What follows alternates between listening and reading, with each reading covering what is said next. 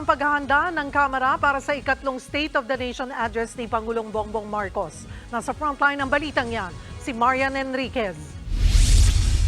Matapos tanggalin para labhan, naikabit na ulit ang malaking watawat ng Pilipinas sa Session Hall ng Batasang Pambansa.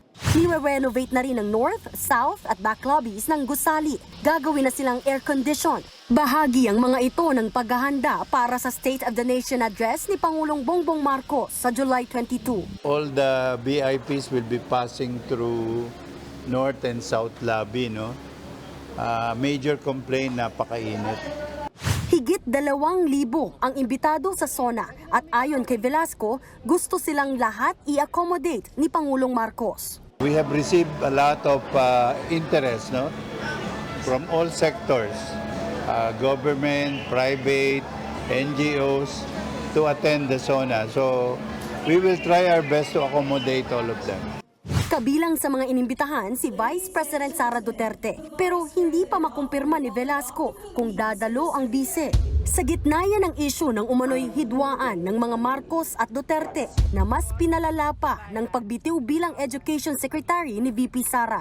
Noong nakaraang SONA, magkatabi pa ang bise at First Lady Liza Araneta Marcos. Pareho pa kaya ang magiging sitting arrangement ngayong taon?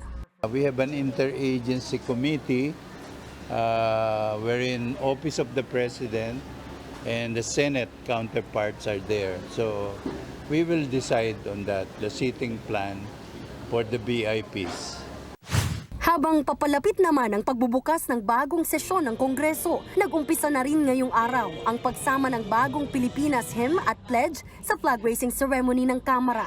Noong nakaraang buwan, inatasan ni Pangulong Marcos na isama ang hymn at pledge sa flag raising ceremonies ng lahat ng ahensya ng gobyerno at mga paaralan. Pero paglilinaw ni Velasco, We share the same values, the same objectives, the same goals, no? In the case of the House of Representatives. So nobody imposed this to us. nagbabalita mula sa Frontline, Marian Enriquez, News 5. Mga kapatid, Cheryl Cosim po, huwag maging huli at maging una sa lahat sa balitaan. Para sa tuloy-tuloy na talakayan sa Frontline, mag-follow at mag-subscribe sa social media pages ng News 5.